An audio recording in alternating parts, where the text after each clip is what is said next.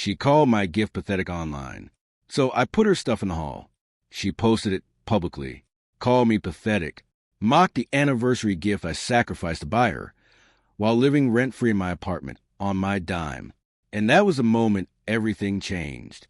I'm 25, and for the past 4 years, I've built my life around event photography. It wasn't some grand plan. It just turned out to be what I was genuinely good at. I started small: birthdays, family shoots, casual gatherings. Over time, I moved into weddings, quinquennials, corporate events. I'm not world famous, but I'm stable. I built that stability myself, without leaning on anyone. When I met Yolanda, she was studying medicine. We crossed paths at a mutual friend's party. It wasn't love at first sight or anything dramatic. We just started talking and kept talking. I liked her confidence, the way she spoke about her future, how certain she seemed about where she was going. She told me later that what caught her attention was that I already had a career and some stability. Looking back, maybe I should have thought harder about what that meant. The first few months were genuinely good. We went out, shared meals, talked about our goals. She was focused on finishing her degree. I was focused on growing my business, upgrading my equipment, landing bigger clients. 2 people moving forward. Or so I thought. Then she got expelled from university. It hadn't come out of nowhere, honestly. She'd mentioned struggling with her grades more than once. Certain subjects weren't clicking, her interest was fading. But I never imagined it had gotten that bad. One day she called me, voice already breaking, and asked me to come over. When I arrived, she was in tears. She'd been dismissed for poor academic performance. No second chances. No way back in. What stayed with me wasn't her sadness about losing her career. It was a blankness in her eyes, like she had absolutely no idea who she was without that path she'd been walking. Her parents didn't handle it well either. They pushed her toward alternatives, other programs, some kind of plan, but Yolanda refused everything. She said she needed time, that she didn't know what she wanted. The argument escalated until they reached a breaking point, and they told her she couldn't stay if she wasn't willing to do something with her life. So they kicked her out. When she told me, I didn't overthink it. I just said, asterisk, stay with me while you figure things out. Asterisk, it wasn't a carefully calculated decision. It felt like the right thing to do. I had a small apartment, nothing luxurious, but stable. A bed, a kitchen, space for my equipment, enough to be comfortable. So she moved in. At first, it was fine. She said she needed to decompress after everything that happened with school, and I understood that. I kept working, covering events, editing photos from home, keeping things organized. A couple of weeks in, she started talking about making some money. Not because I pushed her, but because she said she wanted to feel useful. She ended up selling products through a catalog. It wasn't much, but it was something. From the very beginning, I made one thing crystal clear. I would handle all the household expenses. Rent, utilities, food, all covered. I didn't need her contribution. The only thing I asked was that she save what she earned for herself, so she could eventually build something. She'd mentioned wanting to take a nail technician course, something that could grow into a real income. I supported that idea completely. I told her to save toward it. She said she would. But first, she needed to rest. University had worn her out. I accepted that. And honestly, things remained relatively calm for a while. But I started noticing things. Yolanda had expensive taste. Brand name bags, designer shoes, flashy accessories. I didn't judge her for wanting those things, but I started to feel the gap between what she wanted and what our actual reality looked like. It wasn't explosive at first, just a low hum of tension beneath the surface. Then my income took a real hit. A large photography company moved into the city. Not a small operation. A full organization with multiple photographers, drone coverage, professional video packages, and competitive pricing. They started absorbing clients I'd been working with for years. People weren't leaving me because my work was bad. They were leaving because this company offered more for a similar price. As a solo photographer, I couldn't match that. Events that used to fill my weekends started disappearing. Clients canceled. Inquiries went quiet. My income didn't vanish, but it dropped noticeably. I tried to explain this to Yolanda multiple times, but it didn't seem to register. To her, I was still the guy who earned well. She couldn't see the difference between consistent income and months that barely covered the essentials. Every time I tried to be honest about it, she'd brush it off. And then our anniversary started approaching. Weeks before the date, she started leaving hints, not subtle ones.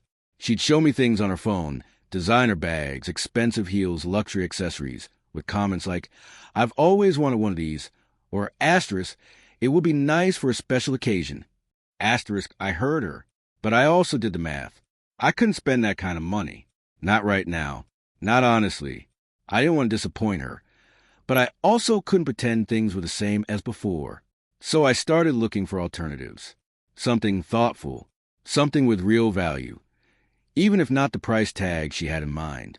Every time I hinted at something simpler, her reaction cooled noticeably. We never fought directly about it, but the tension was constant.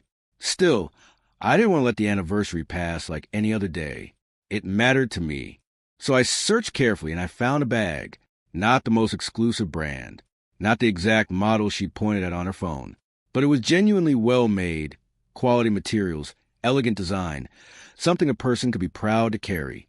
It cost me real effort given where my finances were. Before buying it, I actually asked my mom and my sister for a second opinion. I showed them photos. Both of them said it was beautiful, elegant, tasteful, the kind of gift any woman would appreciate. That reassured me. It wasn't perfect, but it wasn't nothing. I bought it. Asterisk, by the way, if you're still here, make sure you hit subscribe. I've got more stories like this coming, and you don't want to miss them. Asterisk, the anniversary day started well. Yolanda was in a good mood, dressed up beautifully. Picked a nice restaurant for dinner. Nothing over the top, but a decent place. I was fine with all of it. The dinner itself was pleasant enough at first. Light conversation, some laughs, nothing heavy. But when the time came for gifts, I noticed how locked onto the moment she was. There was clear expectation in her eyes. I handed her the wrap bag. For a few seconds, she looked genuinely excited. She smiled, took it carefully, started unwrapping it slowly. But the moment she saw it fully, her face changed. Not dramatically, not a scene, just a quiet shift. Enthusiasm to rigid neutrality in a single breath. She looked at it for a moment, set it aside, and said thank you in a tone that felt like a formality. From that point, the dinner went flat. Short answers. Avoided eye contact. Distant energy. I tried to keep things going, but I knew something was wrong. I didn't want to force a confrontation at the restaurant. So I let it sit. We drove home in silence.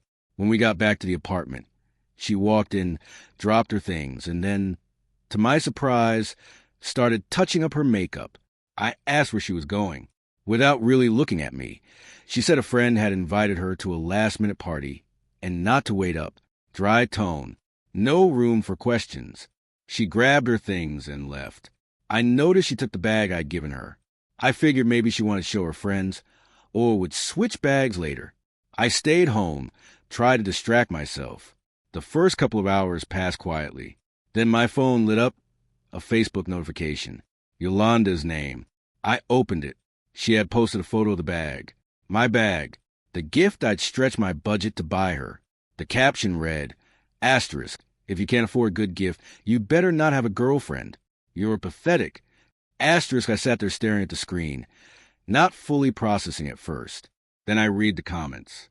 Asterisk, ugh, I can't believe he did that. Asterisk, asterisk, don't worry, he's a man. He won't get the hint. Asterisk, asterisk, repeat after me. Girlfriends are a luxury, and some men don't earn enough to afford luxury. Asterisk, asterisk, girl, I think I saw that bag on Temu. Asterisk mockery. Sarcasm. A full audience laughing at my expense. It wasn't just that she was disappointed in the gift. It was that she had turned it into a public performance, opened the door for other people to pile on, and was sitting at a party enjoying it. I called her. She took a while to answer. When she did, the background noise said everything. Loud music, voices. She'd clearly been drinking. I asked about the post directly. She laughed. Not nervously, mockingly. Does the truth hurt? You're mediocre if you think that bag counts as a gift. I stayed calm. I told her if she had a problem, we could discuss it privately, not in front of an audience. She wasn't interested. Asterisk, it's just a post. Don't exaggerate. Asterisk, then it escalated. She said, asterisk, I should have stayed with a doctor I met during my internships. I wouldn't be living in misery with you. Asterisk, that hit differently. It wasn't about the bag anymore. It was a direct, deliberate comparison designed to cut deep. And it did, but it also made something very clear to me. The argument got sharper after that. Neither of us backed down. Eventually, she hung up. I sat alone in the apartment. About an hour later, I heard the door. She came in drunk, unsteady on her feet, leaning against the wall, makeup smeared, expression unreadable. She dropped her things carelessly and moved further inside without a word. I didn't wait. I walked up to her and asked her directly why she made that post. She set her bag down on a chair and, without a trace of guilt, said, asterisk, for fun. It was a joke with friends. Asterisk, the casualness of it hit me harder than the post itself. I told her it wasn't a joke, that she'd humiliated me publicly, handed strangers a front row seat to mock me, and seemed completely unbothered by it. She waved her hand dismissively. Asterisk, please, I don't want to hear her whining right now. I drank too much. I'm sleepy. Asterisk, and she walked toward the bedroom. Something in me went very, very still. I followed her in and turned on the light. She flinched, annoyed. I told her clearly, asterisk, I will not let you humiliate me like that. Asterisk, she turned her head slowly, a mix of irritation and challenge in her eyes. Asterisk, what are you going to do? Hit me? Asterisk, not fear. A provocation. No, I said. Asterisk, something better. Get out of my house. Asterisk, the shift was immediate. She sat up like the alcohol had evaporated. Asterisk, hey, easy. If it offended you, I'm sorry.